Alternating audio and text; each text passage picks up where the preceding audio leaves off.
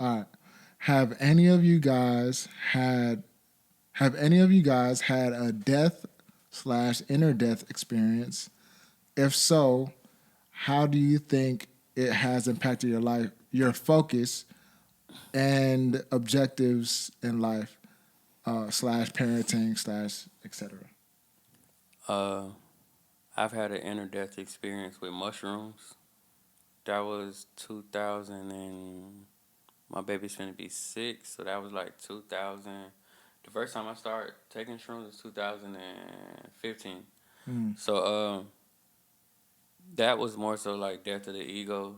And with shrooms, you get a lot of downloads. So I could go on and on about the downloads I got, but I've seen things, I've envisioned things. I've had conversations education wise with y'all that like I never put it in the caption like this is something I see happening in 10 years because I just didn't even care to go that far with it. But shit, a lot of the game I done shared with y'all.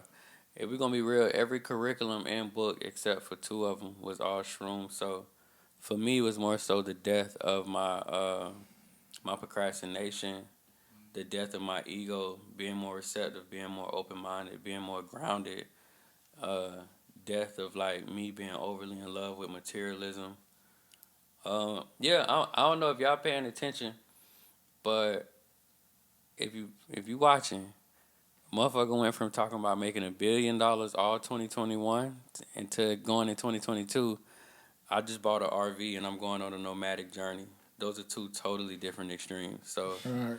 I have I have inner depths all the time where like certain things arouse me and I'm like hell yeah, and then I wake up in 2 months and be like, nah, that was more so a phase. I shedded that part of me. So like that quick, I was like, fuck $1 billion. Like, give me 1 billion hours and like $10 million, and I'd rather have that shit way more than $1 billion. So, All right. yeah. Yeah. Yeah. My near death experience was my fire accident. Um. Um. Yeah. So like I was gratefully able to.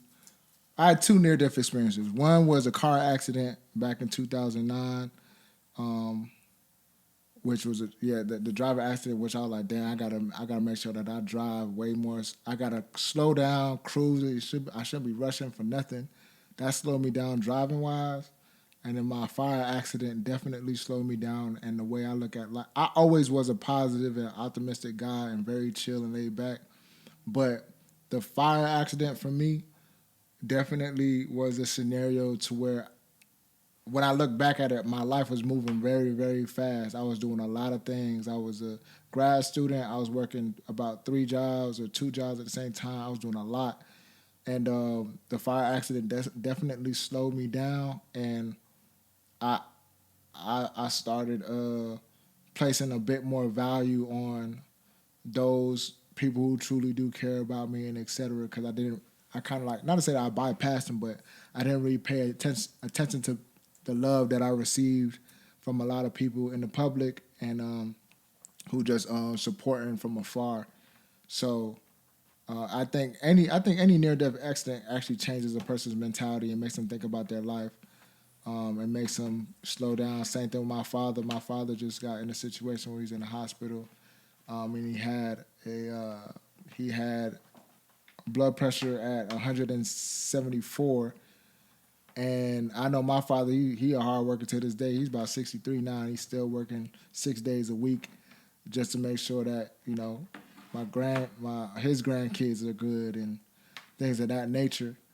And but after the situation happened, he just me and him don't talk as much, but he definitely called like, hey, how you doing? Like checking up on me and things like that. Just knowing that life is short and he's getting to that age where you know the body tends to dwindle away. So yeah, that's it for me though. I think it does play a big impact on everybody's life when it comes to near death because it makes you think twice. Like the what if? What if I was to go? Then what would happen to my kids? What would happen to my family? What would happen to da da da? So then you start to move different because you want to you want to set your close people, your circle, to a point where they'll be good if you wasn't around. So yeah, but listen, y'all, we appreciate y'all hanging out Absolutely. at the It's Okay to Cry Bro episode 5. Episode 6 is going to be dope per usual. If you haven't seen episode 1 through 4, make sure you go back and view it all. Great conversations, very debatable questions. We would love to hear from you. Make sure you comment on all the posts on the Instagram page, which is also It's Okay to Cry, Bro. We'll tune in with y'all next week. Peace. All right, y'all. You know everything about sports and everything about music, fucking what weed is popping, what's designer, what's this and that, but you don't know shit about yourself. So a lot of you guys are just well-dressed vessels.